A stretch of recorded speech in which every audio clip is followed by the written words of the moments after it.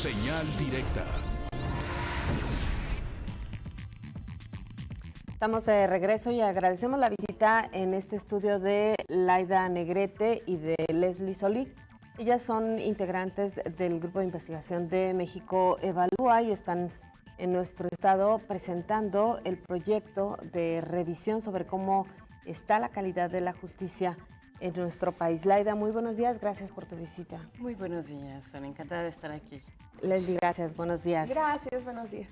Bueno, me gustaría, Laida, primero si nos cuentas por qué es importante evaluar la calidad de la justicia y tratar de, con las cifras, con los números que normalmente son muy fríos, decirnos qué está pasando en este rubro tan importante en nuestro país. En México Evalúa nos planteamos la pregunta, ¿va a cambiar la justicia penal o no? A raíz de todas estas reformas que ha tenido el país, la pregunta es, ¿vamos a mejorar o simplemente vamos a gastar el presupuesto, vamos a invertir dinero y no va a pasar nada? Entonces, Leslie y yo llegamos a esta idea de que había que medir la justicia a través de la perspectiva de los usuarios, es decir, si cambia la experiencia de un ciudadano que está en contacto con la justicia penal, entonces valió la pena, entonces mejoró la justicia. Así nos dedicamos a encontrar cuáles eran las estadísticas que reflejaban esta visión. Tenemos 7 rubros al respecto y esto es además importante en el contexto internacional porque por primera vez en las metas de desarrollo sostenible se incluye justicia. Entonces vamos a empezar a medir en el país de forma cuantitativa si mejora o no la justicia. ¿Cuáles son estos indicadores, Leslie, que se tomaron en cuenta y sobre todo cuál es la fuente de los datos que los alimentan? Claro, como te mencionaba Laida, tenemos una perspectiva de usuario, entonces queremos medir la experiencia de los ciudadanos en general por medio de la confianza que tienen hacia las instituciones de justicia, del lado de las víctimas de algún delito, por homicidios, por las denuncias que hacen al Ministerio Público o ante cualquier otra autoridad, y por el trato satisfactorio que reciben una vez que levantan una denuncia. Y desde el punto de vista de las personas acusadas por algún delito, medimos la presunción de inocencia, el proceso penal justo, y por un proceso penal justo nos referimos a que no hubo tortura, a que tuvieron acceso a una defensa de calidad y a un juez imparcial, y finalmente medimos si la cárcel es un lugar digno y seguro. Los indicadores de percepción los agarramos de la encuesta de victimización que levanta el INEGI cada año, que se llama la ENVIPE, Encuesta Nacional de Victimización y Percepción sobre Seguridad Pública, y el de cárceles viene del Diagnóstico Nacional de Supervisión Penitenciaria que hace la CNDH cada año. ¿Cómo le va a Jalisco? Mira, Jalisco lo que vemos es que tiene 3 focos que tiene que atender, 3 focos rojos. Uno de ellos tiene que ver con el sistema penitenciario. En Jalisco es el 5º lugar en sobrepoblación penitenciaria, pero también tiene un problema de autogobierno en sus cárceles. Por otro lado, vemos que tiene un reto en procuradurías, que Jalisco tendría que estar reformando sus procuradurías y no nada más el proceso judicial, no nada más los juzgados, no nada más la infraestructura de que hay una sala de audiencia que está preciosa. Y finalmente, lo que vemos como reto para Jalisco es que tiene una incidencia de violencia que en últimos años preocupa. El repunte en homicidios es un síntoma de una debilidad, de un resquebrajamiento del Estado. Claro. Entonces, esos son, diría yo, como en resumen, los 3 retos. Claro, que miden el delito solamente el homicidio. La explicación que se da en el estudio tiene que ver con la obligación que tendría el Estado de garantizar el derecho a la vida, ¿no?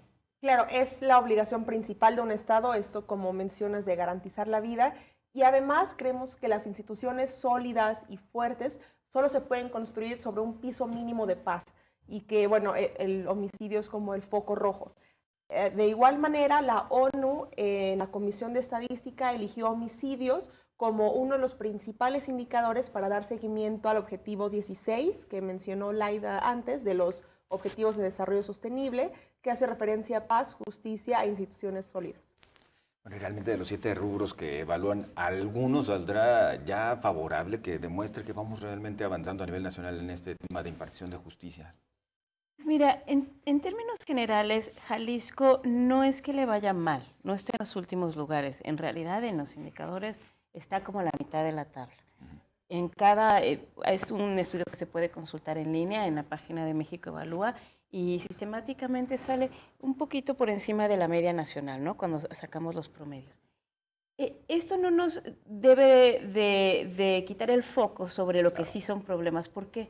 Porque esta parte de creerse como estar en la media y en el promedio podría hacer creer que está bien Jalisco, pero creemos que Jalisco en realidad está muy por debajo de sus capacidades y de su potencial.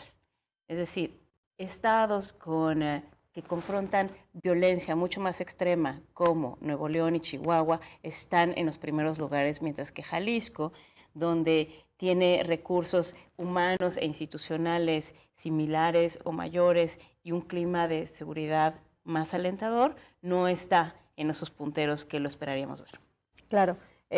Hay un antecedente de tu trabajo, Laida, que tiene que ver con este documental que se hizo de Presunto Culpable, en donde fuiste correalizadora y que pues dejaba al descubierto lo que estaba sucediendo con la justicia, o lo que sucede, desafortunadamente, con la justicia en México. Viene este nuevo sistema que más bien ahora lo que se alerta es que podría pasar lo contrario, ¿no? Que podría haber personas responsables liberadas porque es un procedimiento más difícil de cubrir. Y ayer en una charla que teníamos nos decías, es que sigue habiendo la cultura de que para que un delito sea sancionado, la persona tiene que estar en la cárcel. Sí, tenemos una expectativa como ciudadanía en México de que cualquier delito merece cárcel, ¿no? Entonces, así sea un robo menor, robo de supermercado, todos a la cárcel. Y que molesta mucho a las víctimas que van a denunciar ver que denunciaron a alguien y se ha liberado. Entonces, este sistema que sí prevé medidas alternativas a la prisión, donde se puede transformar esa sanción en una multa o en una obligación de hacer o simplemente en un proceso en libertad. Es decir, puedes llevar tu proceso e incluso al final ser declarado culpable, pero no durante todo el proceso estar en la prisión, que es como la sanción por delante, ¿no? Pero ayer hablabas de un concepto que se me hizo curioso, que es el ladrón de papitas, ¿no? El que se roba algo de una tienda y que va a la cárcel o lo que algunos llaman el robo por hambre, ¿no? Sí, eso antes del sistema, de la entrada en vigor del nuevo sistema, era lo que abarcaba 75% de la carga de trabajo de nuestro sistema penal. Robo de papita en una tienda de autoservicio, en un supermercado. Y bueno, de hecho todavía está siendo la carga de trabajo principal, pero antes se llevaba toda la cárcel y ahora lo que se está tratando es de que haya formas de mediación con la víctima. Claro, por ello uno de los indicadores que se miden en la ley es justamente la población carcelaria. Exactamente. La población, bueno, el indicador que utilizamos para medir si la cárcel es un lugar digno o seguro, te digo, viene la CNDH, que toma en cuenta distintos rubros de condiciones de vida dignas, de gobernabilidad, etcétera. Y vemos que Jalisco tiene un promedio un poco superior al nacional, sin embargo tiene muchos problemas, como Laida mencionó antes, sobre todo en términos de sobrepoblación, que es quinto lugar a nivel nacional, con 67%, cuando a nivel nacional es de 13.2%. Y además, varios de sus centros tienen condiciones de autogobierno, personal penitenciario insuficiente, normatividad y acciones insuficientes para prevenir y atender incidentes violentos. Y vaya, el hecho de que ya sean problemas identificados plenamente nos indica que sí son cosas en las que se debe trabajar para evitar o que empeoren las condiciones. Claro, que ahí se toman en cuenta también una evaluación que se hace sobre la calidad por parte de la Comisión Nacional de Derechos Humanos, ¿no? Sí, es el Diagnóstico Nacional Penitenciario y es un diagnóstico que nos parece muy confiable porque lleva ya muchos años con la misma metodología, se repite y se replica en todos los estados y entonces permite comparar estados. Pero además también tiene información a nivel de centro, que eso es muy importante. Hay centros en Jalisco que están en los primeros lugares, en los 4 primeros lugares de sobrepoblación, donde, bueno, todavía si se promedia, bueno, todos los lugares del estado, entre todos los internos, pero cuando hay algunos donde uno en particular, con un espacio para 2,000 personas, donde están 6,000 internos en Jalisco, es muy preocupante.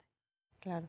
Y bueno, también el tema de las denuncias, que es una cifra que luego resulta, algunos la ven como que si aumentan las denuncias, aumentan los delitos, pero luego también la denuncia nos habla de la confianza en el sistema de justicia. Tú lo acabas de decir exactamente. Nosotros creemos que la denuncia es un proxy de qué tanto la gente confía en las autoridades y tiene una expectativa de respuesta. Y también para el lado del Estado, pues tener más denuncias como porcentaje del total de delitos ocurridos, te da más información y eso te permite hacer un mejor trabajo. Nosotros tomamos denuncia de la ENVIPE, que es la encuesta que hace el INEGI, y no nada más estamos tomando en cuenta las denuncias que se realizan formalmente ante el Ministerio Público, sino cualquier reporte ante policías, por teléfono, por internet, por cualquier vía, y vemos que en Jalisco hay un promedio de 21.7% de delitos que se han denunciado o reportado ante cualquier autoridad. O sea que las personas están, 2 de cada 10 trata de pedir ayuda. Muy bien. Finalmente se nos terminó el tiempo, Laida. ¿Quién va dirigido y qué pretenden con este estudio? Va dirigido a las autoridades, pero también va dirigido a la ciudadanía. Vemos que los estados que están punteando en su sistema de justicia es porque tuvieron medios de comunicación que son muy independientes y que exigen política pública muy específica, pero también ciudadanos que dicen, eso es lo que quiero. Y entre ellos, por ejemplo, reformar procuradurías, queremos una denuncia más sensata, pero también queremos investigadores que se dediquen a delitos más violentos. Muy bien, muchísimas gracias por su visita y bueno, pues suerte que sean escuchadas, que luego pronto es lo más complicado, ¿no? Muchas gracias. Gracias por este espacio. Muchas gracias, Laida Negrete y Leslie Solís de México Evalúa. Nosotros hacemos una pausa, regresamos, ya está Augusto Chacón de Jalisco Como Vamos con nosotros con su colaboración de esta semana.